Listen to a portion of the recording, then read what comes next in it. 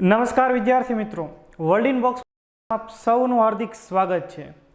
આપણે daily 5 series અંતર્ગત આજે ભણીએ આધુનિક ભારતના ઇતિહાસના મહત્વના 5 પ્રશ્નો. આ સાથે દરેક પ્રશ્ન સાથે સંબંધિત કેટલાક તથ્યોની પર ચર્ચા કરીશું. તો જોઈએ સવાલ નંબર 1. નીચેનામાંથી કયું જોડકું યોગ્ય છે? તો અહીંયા ચાર આપણી પાસે વિકલ્પ છે. આમ તો 3 જ આપણે વિકલ્પ ગણવાના. તો એમાંથી કઈ બાબત યોગ્ય છે તે આપણે પસંદ કરવાની છે. તો આપણે જોઈએ ઓપ્શન એ, બક્સરનું યુદ્ધ, મીર જાફર વિરુદ્ધ રોબર્ટ ક્લાઇવ.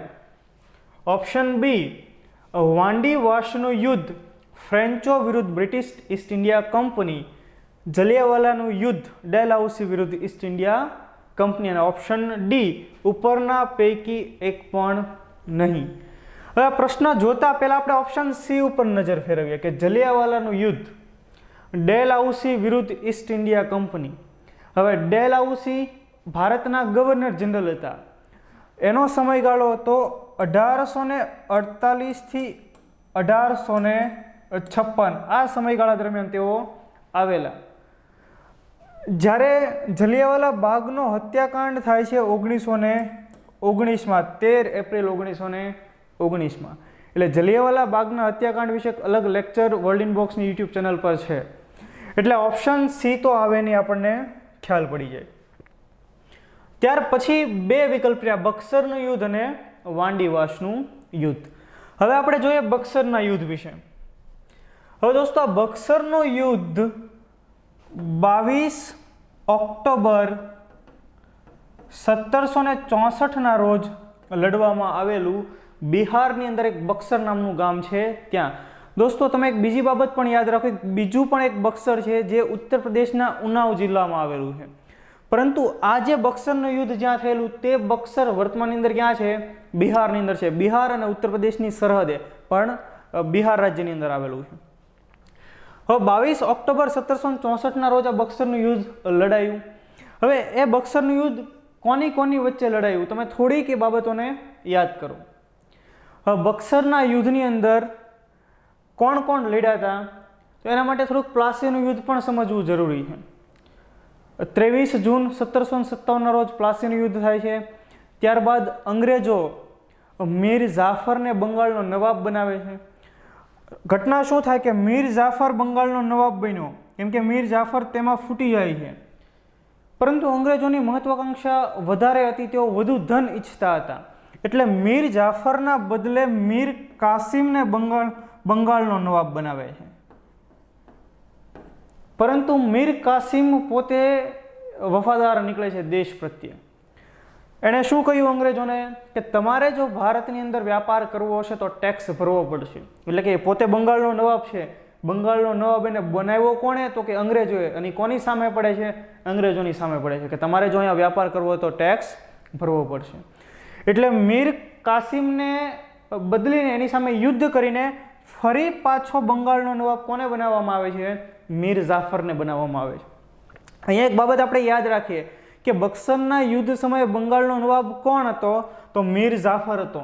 નહીંતર આપણને એમ થાય કે મીર જાફરમાંથી તો મીર કાસિમને બંગાળનો નવાબ બનાવવામાં આવેલો, એટલે પછી મીર કાસિમ જ હશે. પણ નહીં, ફરી પાછો મીર કાસિમને બદલીને મીર જાફરને બંગાળનો નવાબ બનાવેલો 1763માં. એટલે મીર જાફર બંગાળનો નવાબ હોય છે. મીર કાસિમ ભાગી જાય છે. ક્યાં જતો રહે છે? તો કે અવધ જતો રહે છે. અહીંયા અવધના એ સમયે નવાબ હોય છે સુજાઉદ્દૌલા. તો એ સુજાઉદ્દૌલાને કહે છે કોણ? મીર કાસિમ કે ભાઈ આપણે બંગાળને બચાવવાનું છે અને એટલે અંગ્રેજો સામે આપણે યુદ્ધ કરવાનું છે.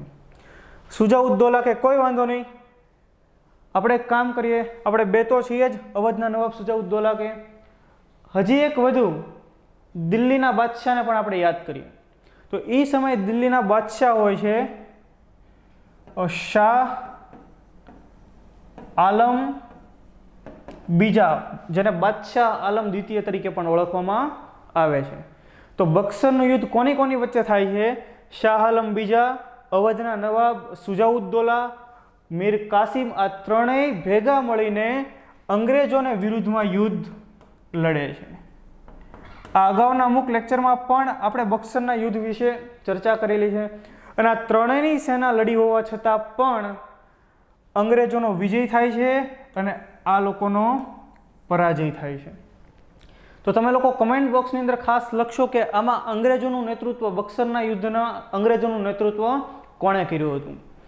તો આ બક્સરનું યુદ્ધ થયું, ત્યારબાદ અલ્હાબાદની સંધિ કરવામાં આવે છે.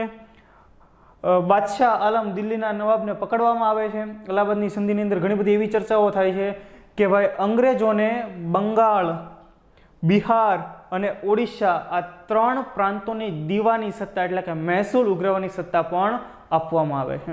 તો અહીંયા બક્સરનું યુદ્ધ મીર જાફર વિરુદ્ધ રોબર્ટ ક્લાઇવ તે શું થશે? તે અયોગ્ય જોડકું થશે. તો આપણે બે અયોગ્ય જોડકા આપણને મળી ગયા છે, સી અને એ. તો હવે આપણે ઓપ્શન ત્યાર પછીનો જે છે તેના વિશે જોઈએ કે વાંડી વાશનું યુદ્ધ ફ્રેન્ચ વિરુદ્ધ બ્રિટિશ ઈસ્ટ ઇન્ડિયા કંપની. હવે આ પણ એક મહત્વનું યુદ્ધ છે દોસ્તો. હવે એના માટે આપણે થોડીક પાયાની બાબતો વિશે જાણકારી મેળવીએ. પહેલાં તો વાંડી વાશનું યુદ્ધ ક્યારે થયેલું તેની સાલ આપણે યાદ રાખી લઈએ કે તે યુદ્ધ થયું હોય છે જાન્યુઆરી 22 જાન્યુઆરી 1760. હવે 1760નો આ સમયગાળો છે. હવે આ પહેલાં અંગ્રેજોએ ભારતની અંદર એના પગ જમાવી દીધેલા. અંગ્રેજોની ત્રણ મુખ્ય પ્રેસિડેન્સીઓ આપણે જાણીએ છીએ. અહીંયા બોમ્બે પ્રેસિડેન્સી, અહીંયા મદ્રાસ પ્રેસિડેન્સી અને અહીંયા બંગાળ પ્રેસિડેન્સી. હવે આ સમયે ફ્રેન્ચોની પણ વસાહતો હતી. ફ્રેન્ચો પણ ભારતની અંદર વ્યાપાર કરતા હતા. હવે કયા વિસ્તારની અંદર? તો કે અહીંયા જે પુડુચેરીનો જે વિસ્તાર છે ત્યાં, જેને પહેલાં આપણે પોંડિચેરી કહેતા હતા, હવે શું કહીએ છીએ ને? પુડુચેરી કહીએ છીએ. ત્યાં પણ એક ફ્રેન્ચ ફોર્ટ હતો જેને ફોર્ટ લુઈ તરીકે ઓળખવામાં આવે છે. તો તમે જુઓ અહીંયા ફ્રેન્ચોની વસાહત છે, એની નીચે મદ્રાસમાં અંગ્રેજોની વસાહત, અહીંયા ઉપરની સાઈડ પણ અંગ્રેજોની વસાહત, એમની પણ કોલોનીઓ. એટલે ફ્રેન્ચ એક રીતે અંગ્રેજોથી પીસાઈ ગયેલા હતા. અને ઓબ્વિયસ છે કે જ્યારે નજીક નજીક બે એક સરખી જ વસ્તુના વ્યાપારીઓ ભેગા થાય એટલે સંઘર્ષ ઉદ્ભવવાનો એક બિઝનેસનો એક સામાન્ય રૂલ. તો એક એવો સંઘર્ષ અહીંયા પણ થાય છે. કોની વચ્ચે? ફ્રેન્ચ ઈસ્ટ ઇન્ડિયા કંપની અને બ્રિટિશ ઈસ્ટ ઇન્ડિયા કંપની વચ્ચે. હવે ઘટના એવી થાય કે જ્યાં રિયલની અંદર જ્યાં ઇંગ્લેન્ડ આવેલું છે, જ્યાં ફ્રાન્સ આવેલું છે, ત્યાં એ બંને દેશો બાંધે છે અને અહીંયા ભારતની અંદર તે બંને દેશોની કંપનીઓ લડાઈ કરે છે. અને આ લડાઈ અંતર્ગત અંગ્રેજો અને ફ્રેન્ચો વચ્ચે ત્રણ લડાઈ લડાઈ છે. એવી લડાઈ મુખ્યત્વે બંને દેશો વચ્ચે ત્યાં પણ લડાઈ અને અહીંયા કંપનીઓ વચ્ચે પણ ત્રણ લડાઈ જેને ભારતના ઇતિહાસની અંદર કર્ણાટક વિગ્રહ તરીકે ઓળખવામાં આવે છે. ત્રણ કર્ણાટક વિગ્રહો સમયાંતરે થયેલા છે. ક્યારેક કોઈક લેક્ચરની અંદર એવો કંઈક પ્રશ્ન આવશે ત્યારે ત્રણ કર્ણાટક વિગ્રહો વિશે આપણે વિસ્તૃત માહિતી મેળવશું. પરંતુ અહીંયા આપણે વાંડીવાસનું યુદ્ધ ભણવું છે એટલે આપણે સીધા ત્રીજા કર્ણાટક વિગ્રહ પર પહોંચીએ છીએ. ત્રીજા કર્ણાટક વિગ્રહ અંતર્ગત એક અંગ્રેજ અધિકારી હોય જેનું નામ છે જનરલ આયરકૂટ.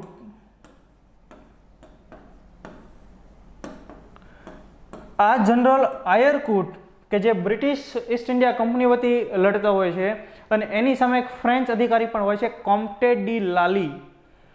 તો આ 22 જાન્યુઆરી 1760ના રોજ વાંડીવાસ ખાતે જે તમિલનાડુમાં આવેલું છે, આ વાંડીવાસના યુદ્ધની અંદર જનરલ આયરકૂટનો વિજય થાય છે. એનો મતલબ કે અંગ્રેજોનો વિજય થાય છે.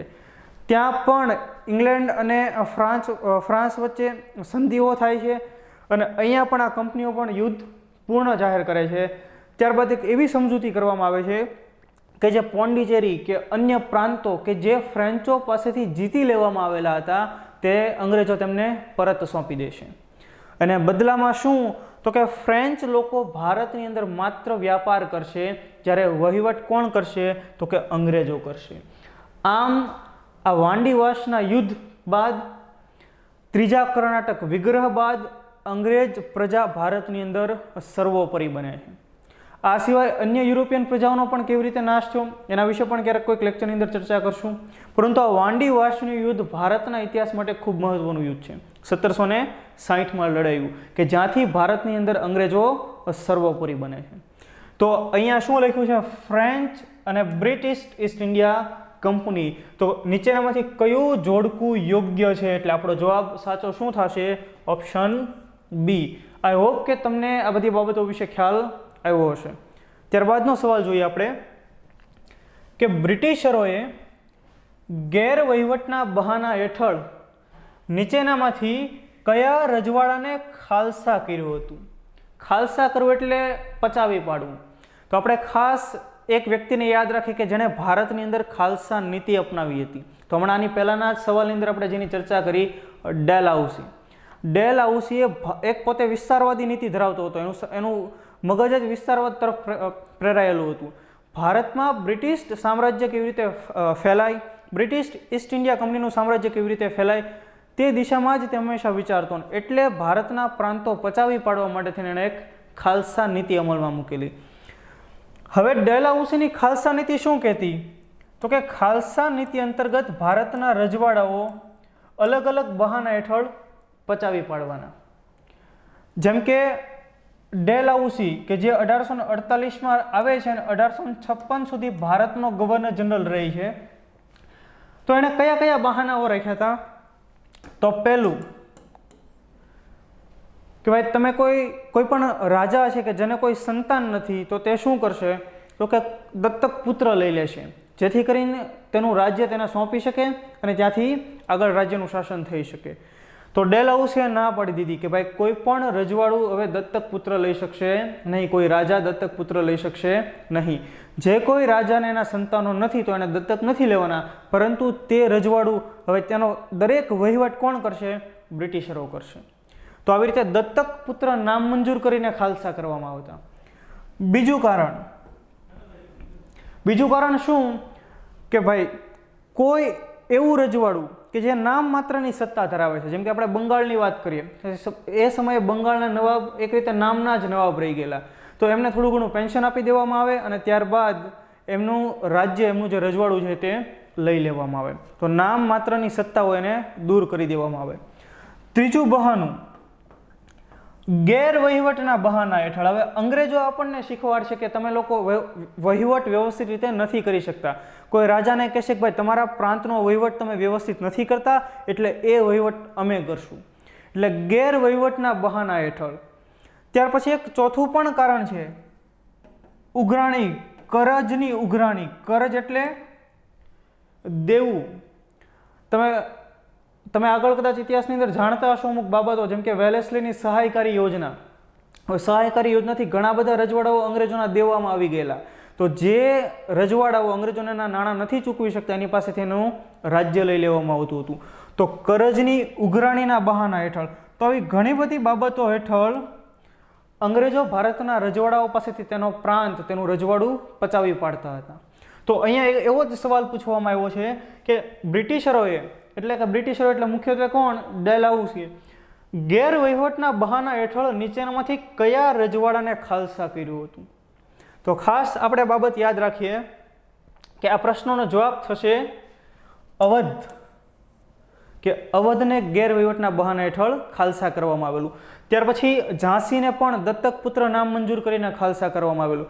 અને 1848માં જેવો ડેલહાઉસીનો સમયગાળો શરૂ થાય છે ત્યારે સૌ પ્રથમ મહારાષ્ટ્રનું સતારા પણ ખાલસા કરવામાં આવેલું હતું. તો પહેલું ખાલસા થયેલું કયું છે? સતારા છે. તો આ હતી ડેલહાઉસીની ખાલસા નીતિ. તો દોસ્તો ડેલહાઉસીનું એક બીજું મૂળ નામ પણ હતું. જો તમે લોકોએ જાણતા હો તો તમે કમેન્ટ બોક્સની અંદર કમેન્ટ કરશો. ત્યારબાદનો સવાલ જોઈએ આપણે, કેબિનેટ મિશન અંગે અયોગ્ય વિકલ્પ પસંદ કરો. હવે પહેલો જે સવાલ આપણે એક સવાલ વાંચીએ એટલે આપણને ખ્યાલ પડે કે અયોગ્ય વિકલ્પ આપણને પૂછ્યો છે. એટલે ઘણીવાર આપણે શું થાય કે ઝડપથી વાંચીએ એટલે આપણને પ્રશ્નનો સાચો જવાબ ખબર હોવા છતાં પણ આપણે ખોટો ઉત્તર લખીને આવતા હોઈએ છીએ. ઓકે, તો કેબિનેટ મિશનની અહીંયા વાત કરવામાં આવેલી છે. તો આપણે જોઈએ પહેલાં તો કેબિનેટ મિશન વિશે. હવે દોસ્તો વર્લ્ડ વોર II જે ચાલેલું વર્ષ 1939 થી વર્ષ 1945 સુધી. અને આ સમયે બ્રિટિશ પ્રાઇમ મિનિસ્ટર હતા વિન્સ્ટન ચર્ચિલ.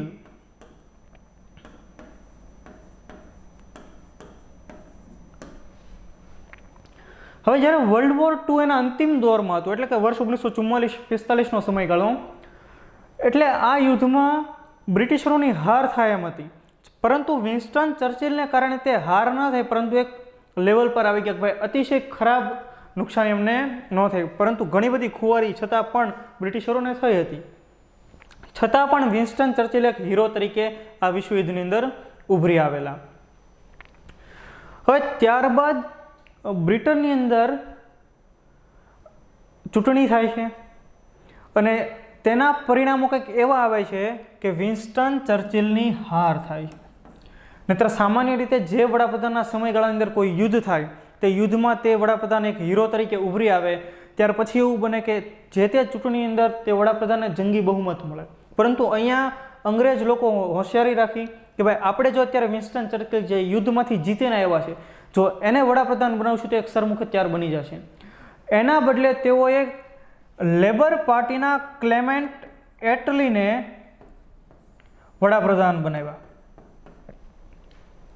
હવે ક્લેમેન્ટ એટલી પોતે લેબર પાર્ટી એટલે મજૂર પક્ષના છે, તે ભારતની આઝાદીના સમર્થક હતા.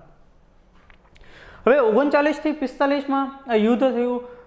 બ્રિટિશરોએ ઘણી બધી ખુવારી પણ સહન કરી, છતાં પણ જે હાર થવી જોઈએ એમની ન થઈ, પરંતુ તેઓએ ભારતને આઝાદી આપી દેવી તેવું ઈચ્છતા હતા.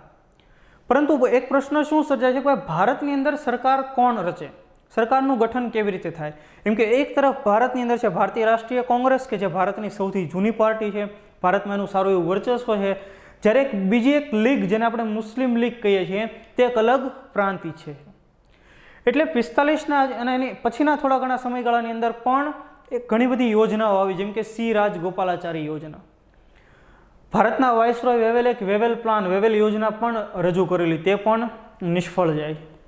એટલે આપણને આઝાદી તો મળે એમ છે, પરંતુ કોણ ભારતને સંભાળશે તે વચ્ચે એક અસમંજસની સ્થિતિ છે. અને આ માટે થઈને ક્લેમેન્ટ એટલીએ ભારત એક મિશન મોકલે છે, જેને આપણે કહીએ છીએ કેબિનેટ મિશન. હવે આ કેબિનેટ મિશનમાં કોણ કોણ સભ્યો હતા તેના વિશે પણ આપણે જોઈએ. તો કેબિનેટ મિશનની અંદર 3 ખાસ સભ્યોના નામ આપણે યાદ રાખીએ. એક હતા સર પેથિક લોરેન્સ, કે જે સેક્રેટરી ઓફ સ્ટેટ હતા. ત્યાર પછી એક હતા એવી એલેક્ઝાન્ડર,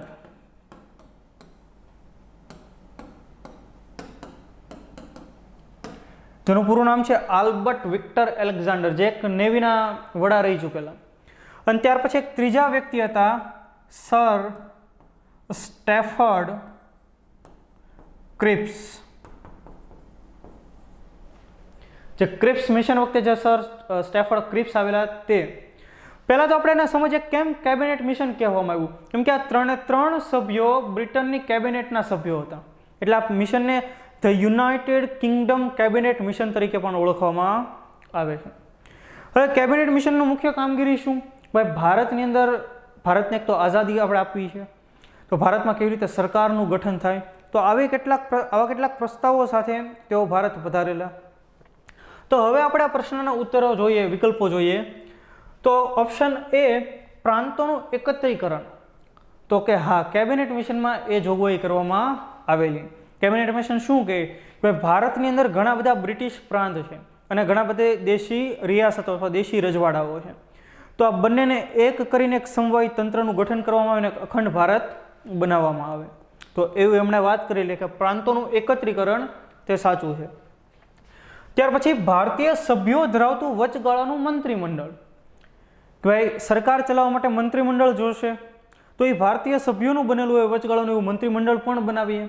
તો કેમ વચગાળાનું મંત્રીમંડળ? તો કે ભાઈ ભારતનું બંધારણ પણ બનાવવું પડશે, બંધારણ બન્યા પછી આગળની કામગીરીઓ કરીશું. તો મંત્રીમંડળની પણ તેઓએ હા પાડેલી, બંધારણના ગઠન કરવાના પણ તેઓએ હા પાડેલી. તો બંધારણના ગઠન માટે શેની જરૂરિયાત હોય? તો કે બંધારણ સભાની.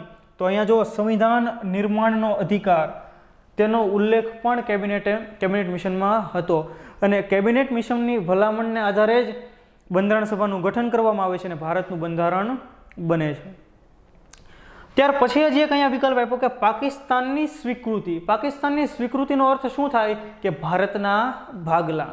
તો દોસ્તો ખાસ આ બાબતની આપણે નોંધ લઈએ કે કેબિનેટ મિશને સ્પષ્ટ શબ્દોમાં ના પાડી દીધેલી કે ભાઈ ભારતના ભાગલા શક્ય બનશે નહીં, ભારતના ભાગલા પાડવામાં આવશે નહીં. એટલે અહીંયા પ્રશ્ન શું કે અયોગ્ય વિકલ્પ પસંદ કરો. તો અયોગ્ય વિકલ્પ શું છે તો કે સી, એટલે આપણો સાચો ઉત્તર થશે સી, પાકિસ્તાનની સ્વીકૃતિ. તો આ બાબત છે કેબિનેટ મિશન અંગે. ત્યારબાદ આપણે જોઈએ ભારતના ભાગલા સમયે ભારતીય રાષ્ટ્રીય કોંગ્રેસના અધ્યક્ષ તરીકે કોણ હતા? Option A C Rajagopalachari, option B J B Kripalani, option C Jawaharlal Nehru અને ઓપ્શન ડી મૌલાના અબુલ કલામ આઝાદ. તો આ પ્રશ્નનો સાચો ઉત્તર છે જેબી કૃપલાણી. તો ભારતીય રાષ્ટ્રીય કોંગ્રેસ એના વિશે કેટલીક ચર્ચા આપણે કરીએ કે કઈ રીતે આ પાર્ટીનો ઉદ્ભવ થાય છે. તો દોસ્તો 1857નો સંગ્રામ, જેને આપણે નિષ્ફળ કહીએ છીએ, ભાઈ એ સંગ્રામ નિષ્ફળ ગયેલો. ભારતીય લેખકોને, ભારતીય ઇતિહાસકારોને ભારતની આઝાદીની પહેલી લડાઈ માને, જ્યારે ઘણા બધા વિદેશી લેખકોને, ખાસ કરીને બ્રિટિશરો, તેને માત્ર એક સૈન્ય વિદ્રોહ ગણાય. જ્યારે વીર સાવરકરે શું કીધું હતું કે first independence war of India અંગેનું પુસ્તક પણ તેઓએ લખેલું છે. 1857ના સંગ્રામ બાદ અંગ્રેજોને ખ્યાલ આવી ગયો કે ભારતીય લોકો હવે વિરોધ કરશે, આંદોલનો કરશે. એટલે એ લોકો એક એવું દિમાગ ચલાવ્યું કે ભારતની અંદર ભારતીય લોકોની બનેલી જો એક સંસ્થા હોય કે જે ભારતીય લોકોનું જ પ્રતિનિધિત્વ કરતી હોય તો એ સંસ્થા આપણને ખૂબ કામ લાગશે. આપણને એટલે કોને? તો કે અંગ્રેજોને. કઈ રીતે? તો કે જેવો ભારતીય લોકોનો વિરોધ થાય એટલે એ સંસ્થાના વડાઓને કહેવાનું કે આ વિરોધ તમે શાંત કરાવી દો. તો આપણે અંગ્રેજોનું નહીં માનીએ, પરંતુ જે તે સંસ્થાની સ્થાપના થાય એનું માનશું. અને એની તર્જ ઉપર ભારતીય રાષ્ટ્રીય કોંગ્રેસની સ્થાપના કરવામાં આવે. 28 ડિસેમ્બર 1885ના રોજ મુંબઈ સ્થિત ગોકળદાસ તેજપાલ સંસ્કૃત વિદ્યાલયની અંદર ભારતીય રાષ્ટ્રીય કોંગ્રેસની સ્થાપના થઈ. અને એના સ્થાપક કોણ હતા? A.O. હ્યુમ, એલન ઓક્ટેવિયમ હ્યુમ, કે જે ભારતની અંદર ઘણા વર્ષો સુધી સિવિલ સર્વિસ સાથે જોડાયેલા હતા. તેઓ ઇટાવા જિલ્લો કે ઇટાવા કે જે સમાજવાદી પાર્ટીનો ગઢ છે ઉત્તર પ્રદેશની અંદર, ત્યાંના તેઓ કલેક્ટર પણ રહી ચૂકેલા. સાથે એક બીજી બાબત પણ યાદ રાખો કે A.O. હ્યુમ બહુ સારા એવા પક્ષીવિદ પણ હતા. તેઓ લોર્ડ ડફરીનને મળે છે. ડફરીન ભારતના વાઇસરોય હોય છે તે સમયે. અને આખરે 1885માં બોમ્બે ખાતે ભારતીય રાષ્ટ્રીય કોંગ્રેસની એટલે કે ઇન્ડિયન નેશનલ કોંગ્રેસની સ્થાપના થાય છે. અને એટલા માટે ઇન્ડિયન નેશનલ કોંગ્રેસને અંગ્રેજો માટેનો એક સેફટી વાલ્વ તરીકે પણ ગણવામાં આવે છે. તો તમે ખાસ એક કમેન્ટ બોક્સમાં લખશો કે ભાઈ ભારતીય રાષ્ટ્રીય કોંગ્રેસને અંગ્રેજો માટેનો સેફટી વાલ્વ તેવું કોણે કહેલું? ઓકે, તો કોંગ્રેસનું પહેલું અધિવેશન ક્યાં યોજાયું? એવો સવાલ પૂછે તો ક્યાં યોજાયું? બોમ્બે ખાતે. બીજો પ્રશ્ન કે બોમ્બે ખાતે યોજાયેલા કોંગ્રેસના પહેલા અધિવેશનના અધ્યક્ષ કોણ હતા? તો કે વ્યોમેશ ચંદ્ર બેનર્જીના અધ્યક્ષ હતા. તો જો પહેલું અધિવેશન આપણને યાદ રહી જાય તો સાથે બીજું અધિવેશન પણ યાદ રાખી લઈએ. તો સીધી ફ્લાઇટ બોમ્બેથી પકડવાની કલકત્તાની. તો બીજું અધિવેશન ક્યાં યોજાય છે? કલકત્તા ખાતે. ક્યારે? તો કે 1886માં. તો કલકત્તા ખાતે યોજાયેલા કોંગ્રેસના બીજા અધિવેશનના અધ્યક્ષ કોણ હતા? તો કે દાદાભાઈ નવરોજી.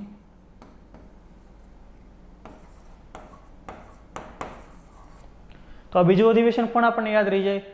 ત્યાર પછી ત્રીજું અધિવેશન, તો કલકત્તાથી ફ્લાઇટ પકડવાની સીધી મદ્રાસ, જેને વર્તમાનમાં આપણે ચેન્નઈ કહીએ છીએ તમિલનાડુમાં. તો મદ્રાસ ખાતે ત્રીજું અધિવેશન યોજાયું 1887માં. અને એના અધ્યક્ષ કોણ હતા? ત્રીજા અધિવેશનના અધ્યક્ષ તો કે બદરુદ્દીન તૈયબજી. તો અહીંયાથી મહત્વનો પાછો એક પ્રશ્ન બને, હવે ભારતીય રાષ્ટ્રીય કોંગ્રેસના પ્રથમ મુસ્લિમ અધ્યક્ષ જણાવો, તો કે બદરુદ્દીન તૈયબજી. તો આ ભારતીય રાષ્ટ્રીય કોંગ્રેસના 3 મહત્વના અધિવેશન, પહેલા 3 અધિવેશન. ત્યાર પછી ચોથું અધિવેશન કોણ સાથે યાદ રાખી લઈએ, તો અહીંયા વચ્ચે મદ્રાસથી સીધી ફ્લાઇટ પકડીને ક્યાં જવાનું, તો કે અલ્હાબાદ જવાનું, જેને હવે આપણે ક્યાં નામે ઓળખીએ છીએ, તો કે હવે આપણે એને પ્રયાગરાજ તરીકે ઓળખીએ છીએ. તો ચોથું અધિવેશન ક્યાં યોજાયેલું, અલ્હાબાદ ખાતે યોજાયેલું, અને એના અધ્યક્ષ કોણ હતા, તો ખાસ આપણે યાદ રાખીએ જ્યોર્જ યુલ એના અધ્યક્ષ હતા. તો એક મહત્વનો સવાલ અહીંયા પણ બને કે ભાઈ ભારતીય રાષ્ટ્રીય કોંગ્રેસના પ્રથમ વિદેશી અથવા તો પ્રથમ બ્રિટિશ અધ્યક્ષ, તો કે જ્યોર્જ યુલ. તો આવી રીતે ભારતીય રાષ્ટ્રીય કોંગ્રેસના મુખ્ય 4 અધિવેશનો પણ આપણને સરળતાથી યાદ રહી જશે. બોમ્બેથી કલકત્તા, કલકત્તાથી મદ્રાસ અને મદ્રાસથી અલ્હાબાદ. તો આ ભારતીય રાષ્ટ્રીય કોંગ્રેસ, અને આઝાદી સમયે એના અધ્યક્ષ કોણ હોય છે, જેબી કૃપલાની. ત્યાર પછીનો સવાલ આપણે જોઈએ કે નીચેનામાંથી કયા વિધાનોનો સમાવેશ પંચશીલના સિદ્ધાંતોમાં થતો નથી. તો આપણે તો પહેલા એ સમજવું પડશે કે પંચશીલના સિદ્ધાંતો શું છે. વર્ષ 1947માં આપણે આઝાદ થયા, ચીન પણ આઝાદ થયું. તો ભારત અને ચીન વચ્ચે એક કરાર કરવામાં આવેલો છે, જેને પંચશીલનો કરાર કહેવામાં આવે છે, પંચશીલ એગ્રીમેન્ટ કહેવામાં આવે છે. હવે શું આખી ઘટના હતી તે આપણે જોઈએ. વર્ષ 1954 ભારતના વડાપ્રધાન તે સમયે હોય છે પંડિત જવાહરલાલ નહેરુ. પંડિત જવાહરલાલ નહેરુ તેઓ ચીન યાત્રા પર જાય છે, અને તે સમયે તેમના કાઉન્ટર પાર્ટ એટલે તેના સમકક્ષ ત્યાં જે હોય છે ઝોઉ ઇનલોયની સાથે એક કરાર કરે છે, જેને આપણે કહીએ છીએ પંચશીલના કરારો. હવે એમાં કઈ બાબતનો ઉલ્લેખ કરવામાં આવેલો, ભારત હંમેશને માટે એવું ઈચ્છતું રહ્યું કે ભાઈ પાડોશી દેશો સાથેના સંબંધો સારા રહે, પરંતુ ભારતને એવા પાડોશી મળ્યા છે કે આપણે એવું ઈચ્છીએ કે ભાઈ આવા પાડોશી કોઈ અન્ય દેશને ન મળે, એક તરફ પાકિસ્તાન, એક તરફ ચીન. તો પંચશીલના કરાર જે 1954માંથી એમાં કઈ કઈ બાબતનો ઉલ્લેખ હતો, ભાઈ એકબીજાના સાર્વભૌમત્વનું સન્માન કરવું, એકબીજા પર આક્રમણ ન કરવું, એકબીજાને ફાયદો થાય તે રીતે વર્તવું, એકબીજાની આંતરિક બાબતોમાં દખલગીરી ન કરવી, આવી બધી બાબતોનો એમાં ઉલ્લેખ હતો. આ સિવાય એકબીજાને, અને ત્યાર પછી એક શાંતિપૂર્ણ સહ અસ્તિત્વ, એકબીજાની ક્ષેત્રીયતા અને સંપ્રભુતાનું સન્માન કરવું, એકબીજાની આંતરિક બાબતોમાં હસ્તક્ષેપ ન કરવો. તો આમ 5 મુખ્યત્વે બાબતોનો ઉલ્લેખ એમાં કરવામાં આવેલો. પહેલા 4 હું જે બોલ્યો એ, અને ત્યાર પછી શાંતિપૂર્ણ સહઅસ્તિત્વ, આ બંને બાબતો એમાં સમાવેશ થાય. તો અહીંયા સવાલ શું પૂછ્યો છે કે નીચેનામાંથી કયા વિધાનનો સમાવેશ થતો નથી, તો કે ગુટ નિરપેક્ષતાનો સમાવેશ થતો નથી. આવી 5 બાબતો, અને એમાંની ગુટ નિરપેક્ષતા પંચશીલના કરારોની અંદર ન હતી. પરંતુ આ તો ચીન છે. પંચશીલના કરારો બાદ હિન્દી ચીની ભાઈ ભાઈના નારા પણ લગાડવામાં આવ્યા. પંડિત જવાહરલાલ નહેરુએ નારો આપ્યો કે હિન્દી ચીની ભાઈ ભાઈ.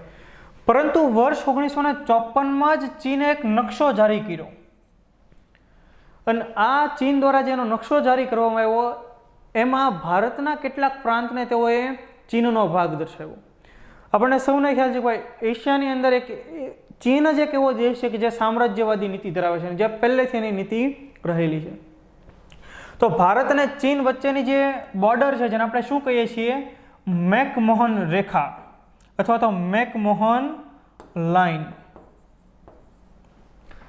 તો આપણે જોઈએ કે શા માટે એને મેકમોહન લાઈન કહેવામાં આવે છે. તો વર્ષ 1914માં ઓબ્વિયસ છે ભારતની અંદર બ્રિટિશરોનું સામ્રાજ્ય હતું. તો બ્રિટિશ અધિકારી એક હતા હેનરી મેકમોહન. આ હેનરી મેકમોહન અને તત્કાલીન તિબેટ સરકાર વચ્ચે એક સમજૂતી થાય છે, અને તેના આધારે ભારત અને ચીનની આ સીમા નક્કી થઈ હોય છે 1914માં. એટલે આ હેનરી મેકમોહન ત્યાં હતા, એટલે ભારત ચીનની સરહદને આપણે મેકમોહન સરહદ તરીકે ઓળખીએ છીએ, મેકમોહન રેખા તરીકે ઓળખીએ છીએ. પરંતુ ચીન અરુણાચલ પ્રદેશનો કેટલોક વિસ્તાર, લદ્દાખનો કેટલોક વિસ્તાર ચીનનો ભાગ બતાડે છે, એના નકશાની અંદર એ દર્શાવેલું રહેતું હોય છે.